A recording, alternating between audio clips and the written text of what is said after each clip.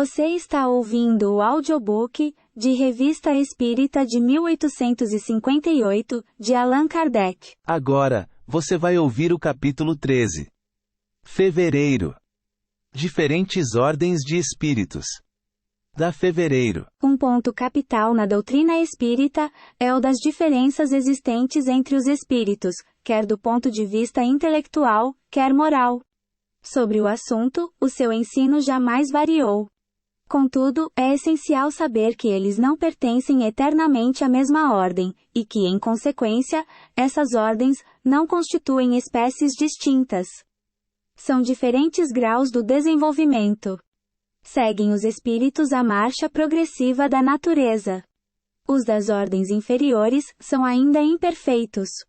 Depois de depurados, atingem as ordens superiores. Avançam na hierarquia, à medida que adquirem qualidades, experiência e conhecimentos que lhes faltam.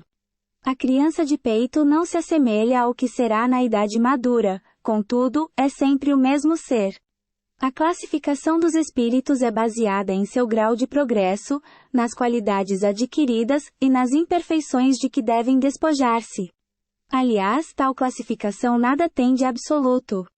Cada categoria só apresenta um caráter marcante no seu conjunto, mas de um a outro grau, a transição é insensível e nos limites a nuance se apaga, como nos reinos da natureza, nas cores do arco-íris ou como nos vários períodos da vida humana.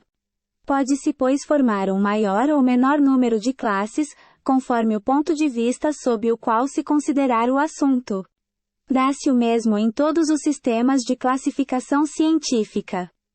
Podem ser mais ou menos completos, mais ou menos racionais, mais ou menos cômodos para a inteligência, mas sejam o que forem, nada mudam com relação aos fundamentos da ciência. Interrogados sobre este assunto, os espíritos poderão ter variado quanto ao número de categorias, mas sem que isso tenha importância. Críticos aproveitaram essa aparente contradição, sem atentarem que eles não ligam maior importância ao que é puramente convencional. Para eles, o pensamento é tudo. Deixam-nos a forma e a escolha das expressões, as classificações numa palavra, os sistemas. Acrescentemos ainda esta consideração. Não se deve nunca perder de vista que entre os espíritos, como entre os homens, há os muito ignorantes, e que nunca estamos suficientemente prevenidos contra a tendência de pensar que todos devem saber tudo, pelo fato de serem espíritos.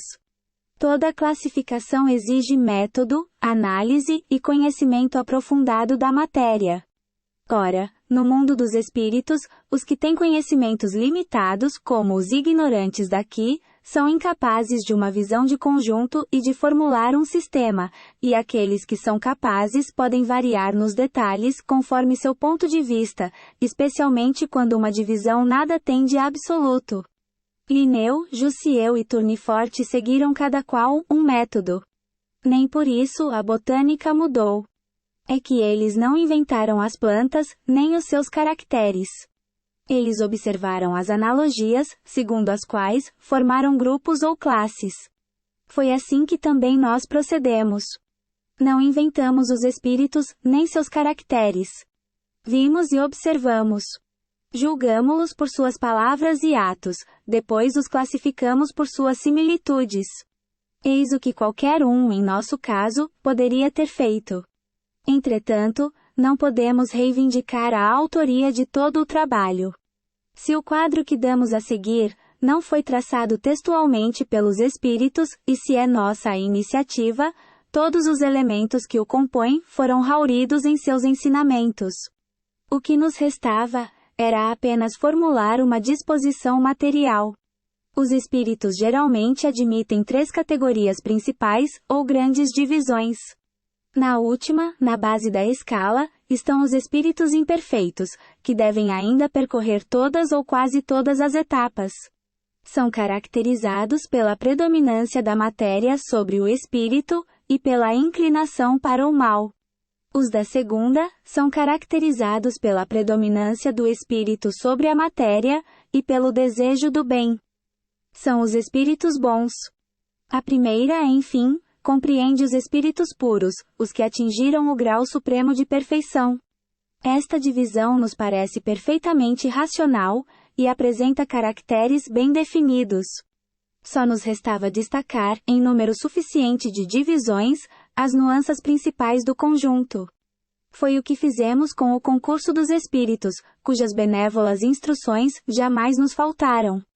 Com o auxílio deste quadro, será fácil determinar a categoria e o grau de superioridade ou inferioridade dos espíritos com os quais podemos nos entreter, e, em consequência, o grau de confiança e de estima que merecem.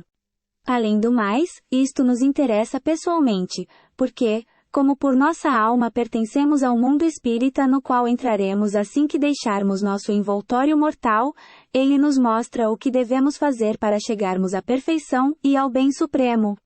Contudo, observaremos que os espíritos não pertencem sempre e exclusivamente a esta ou aquela classe. Seu progresso só se realiza gradativamente e muitas vezes, mais num sentido que no outro, podendo eles reunir caracteres de várias categorias, o que é fácil de observar por sua linguagem e por seus atos. Ponto.